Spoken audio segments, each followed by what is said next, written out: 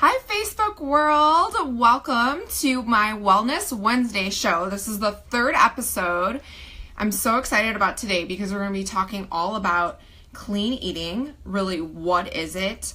Where do you even start with clean eating, and how do you build a meal? Like when you sit down to eat, what should your plate look like? So we're going to cover all those things today and more. I'm Facebook living you from Austin, Texas. So go ahead and comment below. Let me know that you're on. Let me know where you're dialing in from or where you're tuning in from. Hi, Andrea. You guys should all go follow Andrea too on Instagram. And she also has a blog. Her whole journey through med school, residency, and now her fellowship. It's fun to follow along and see kind of behind the scenes of what she does. Hi, Katie. Hi, Rachel. If you're on, go ahead and comment below. Send me some hearts so I know that you're on. Once we get up in numbers here, we'll go ahead and get started. Hi, Rachel. Hi, Kevin.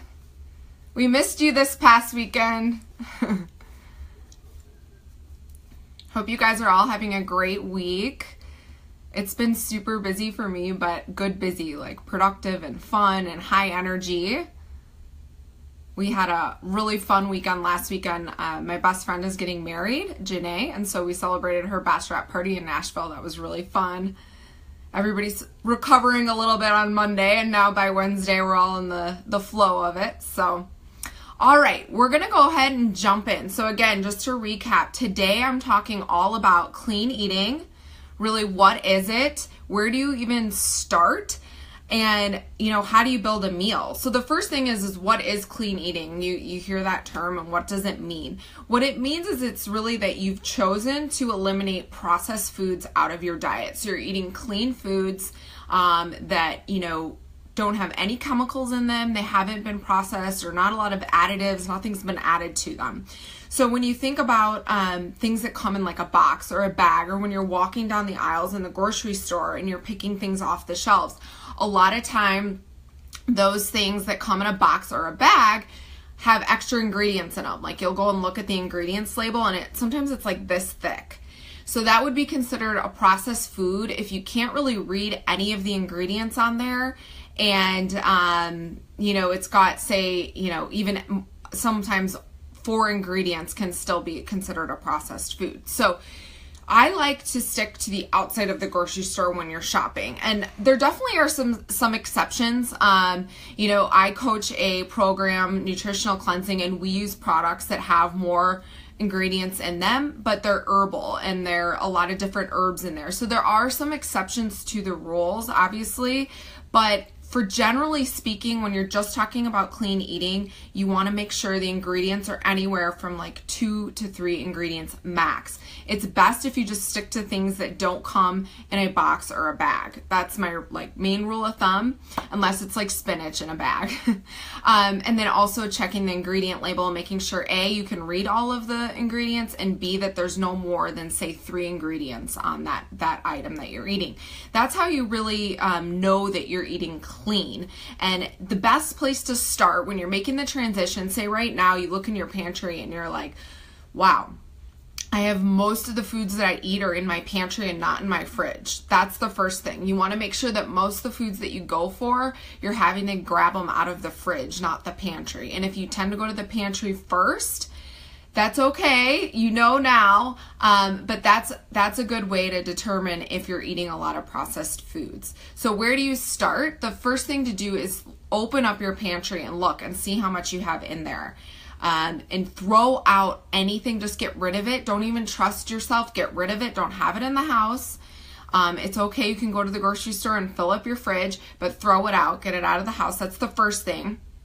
And then when you're grocery shopping, like I said, you really want to stay to the outside of the grocery store, because typically that's where all of your lean meats are going to be, your produce, and your good fats. You'll find like avocados, olive oils, things like that will all be kind of in that outside section.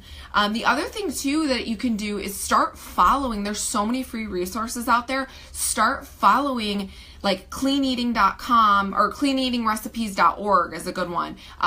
Paleo Leap is a good one. And then another one that my husband loves is called Goodful, like all one word, Goodful. And they have a ton of recipes that they post in little short videos that you can watch in like, you know, less than a minute and get your recipe for dinner. So start plugging into resources that are promoting clean eating, because it'll be right there on your social media feed or in your email box, and it's quick, easy to pick out a recipe and make sure that it's, you know, convenient and easy, and you're good to go. So where do you start? You start by looking what's in your pantry, and you look in your fridge, and you make sure that you throw out the items that come in a box and a bag and have 4 or more ingredients in them, or you can't read them at all. Those are not clean foods. Second thing is start plugging into blogs, websites, and Instagram pages, Facebook pages that post clean recipes, because this is gonna allow you to realize that you can eat clean and have it taste really, really good. We do it all the time, and the cool thing is when you start moving over into eating more clean, whole foods taste better. The flavors pop more. A bell pepper actually tastes a little sweet, believe it or not so bland. It takes a little bit to get to that point, but just know that that's what's around the corner. So when you think about your meal, one more thing I want to say about that. When you switch to start eating more clean and you start cutting out the processed foods, you may not feel so good that first few days. You may feel a little sick or lethargic or foggy headed, and that's okay. Your body's just working on getting rid of all of the chemicals. So it's anytime you make a change in your nutrition, you're going to kind of go through this phase where you feel a little like slightly hungover, I like to call it. It doesn't last very long. It's different for everybody, and just know that that's going to happen before you get to that other side where you feel amazing and your energy levels are up. One thing too that I want to say before I go over how to build your clean meal is this is just like general guidelines. If you have something, you know, more specific when it comes to your diet, make sure you seek out the right help for that. This is just when I'm generally speaking about if you're deciding to make that change to go clean. So how do you build your meal? Okay, so everybody's body is different, and if you're on Team Real Fit Life and you do nutritional cleansing with us, these rules apply to your snacks and your main meal, so you can plug in here too. So first thing is you should have on your plate your protein. There's 3 components that make up your meal: your protein, your carbs, and your fats. I'm going to walk through each of them. And we had a question on the first episode, I believe, about someone not knowing, you know, that a veggie was a carb. And so I'm going to break that all down for you. So on your plate, you should have a protein, a carb, and a fat. So the first thing is protein. This should take up about, you know, 1/3 to 1/4 of your plate. When we look at sources for this, great lean sources would be, you know, turkey, chicken, any kind of fish. We do a lot of shrimp, salmon. You can also do beef, red meats. You have to listen to your body. Me, I can do red meat maybe once a week or so. It's just harder for me to digest. So those are your proteins. You're looking at lean sources, you know, anywhere from 1/3 to 1/4 of your plate to fill your plate. If you're a guy, you might want to look at more of 1/3 of your plate. And just get excited about all that's out there, because if you even go to like Paleo Leap and you print off their grocery list, there are so many protein sources for you out there that you probably haven't even dug into. So always be looking for fun, cool recipes to dive into. So that's the first 1/3 to 1/4 of your plate is the protein. Check. Do you have that? Awesome. Obviously, if you're doing like a stew or something, Brett and I do a lot of soups and stews and chilies. This is all the same portions. It would just be in a bowl, right? Okay, so back to our plate though. Then we have our carbs. This is where people get confused. They don't understand that you can still be eating carbohydrates from vegetables and fruits. That is a carb. So we have 3 types of carbs. I like to think of it as you've got your veggies, and on your plate, your veggies should take up about half your plate. So a lot of your plate should be veggies. And I know it doesn't sound fun, but like I said, once you switch over to the eating clean, your vegetables will start to have more flavor. They'll pop more in your mouth. You can saute them in olive oil and coconut oil and get, you know, throw onions in there, and you can make kind of like veggie mixes. I do that a lot. So that should take up about half your plate. And then we have fruits and we have starches. These are all under carbs. So we have carbs, veggies, Next one I'm going to talk about is fruits. So a serving size for a fruit would be like 1 piece or maybe like a half to a cup of fruit, right? This is also a carb. I do recommend though, if you're trying to burn fat or lose fat, it's best to have these types of carbs more in your breakfast and your lunch. Try not to eat them for dinner. Your body just doesn't have enough time to burn up the extra sugar and fruit before you go to bed. It's a completely healthy carb though, so if your goals aren't really fat loss, you can have that too as a part of your carb. And then we have our starches. And this is really kind of an optional carb. A lot of people who are working out a lot need these. And good examples of these that are clean would be like sweet potatoes, butternut squash, quinoa, wild rice. These are carbs. These are your starchy carbs, the ones that you feel sometimes like grabbing when you're having a craving. So make sure you keep them clean. And this should be anywhere from like a quarter of your plate. That's how I like to think of it. And I really try to only have these types of carbs too, like in the morning before a workout and post-workout or at lunch. Your body just doesn't have enough time, like I said, to burn up all the extras from them before you go to bed if you're having them at dinner. However, with that said, if you're having a day where you feel really tired, definitely throw some of those starchy carbs on there. So I hope that makes sense. For your carbohydrate section, remember it takes up half your plate. You have 3 options. You have your veggies, that should be on every meal. Then you have your fruits, that's about, a quarter of your plate, or say like half that carb section on your plate, or 1 piece of fruit, right? Try to keep those to breakfast and lunch, unless weight loss is not your goal. And then we have our starchy carbs. These aren't required at every single meal, but they're just another option for your carbohydrates. Good clean sources of these would be like sweet potatoes, butternut squash, wild rice, quinoa. And you want to think about, anywhere from half a cup to a cup, a fourth of your plate. Okay? And then the last component on your plate is good fats. And guys, you have to eat good fat in order to burn fat. Good fat actually helps you burn fat. So don't be afraid of, fat. You shouldn't be following a low fat diet. That's like back in the 90s and 80s. So we're talking here full fats. I'm talking coconut oil, almonds, avocado. You guys, I posted about avocados like a week ago. I'm still getting people reaching out to me with avocado recipes because I think everybody's like in love with avocados. On a side note, be careful when you're opening your avocado. There's apparently been an influx in hand injuries due to people not knowing how to open an avocado because of the rise in popularity. So definitely watch a YouTube video on how to open an avocado if you've never done that before. And if you haven't, we probably shouldn't be friends because I'm obsessed with avocados. So your good fats, this takes up it's about the size of like the tip of your thumb, right? It's not a huge portion. I like to use coconut oil almost like I used to use butter. Like I'll put some on my meat or on my veggies. I'll do a fourth of an avocado. So you definitely want to have a good fat at your meal too. And this is also where you can kind of saute those veggies. Use your good fats to saute the veggies. You can use olive oil as like a dressing for maybe you do your veggies as like a salad. You use that olive oil and some vinegar to create a homemade dressing and you throw that on there. So there's so many options and ways that you can get these in, but I want you guys to know the basics. So when you're sitting down to eat and you're looking at your plate, you can go protein, check. It takes up about a third to a fourth of my plate. And then I got my carbs. Do I have my veggies? Check. Do I have a fruit or a starch? Do I need them? Check. And then do I have my good fats? Okay, so that's your 3 components. So if you have any questions, go ahead and, oh, my phone might die. If you have any questions, go ahead and post them and I'll answer them. But just generally speaking, remember everybody's body is so different.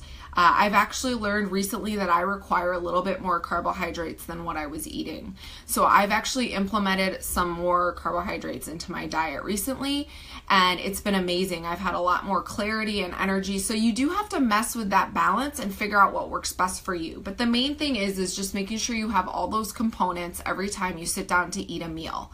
If you do go ahead and you eat, say, just the protein side of it, your energy is going to feel really low. And you're definitely going to get hungry, a little later on down the road, but you're not going to have the energy to focus and think and really produce. And if you just eat the carb side of things, you can kind of feel like you get this little high almost. Like say you have an apple, you get like a little sugar high and then you crash and you get really hungry. It's because you need that balance of all 3 macronutrients to really balance out your body so you feel satiated and you can optimally think and function throughout your day. So go ahead and post any questions that you have. Hi, Brett.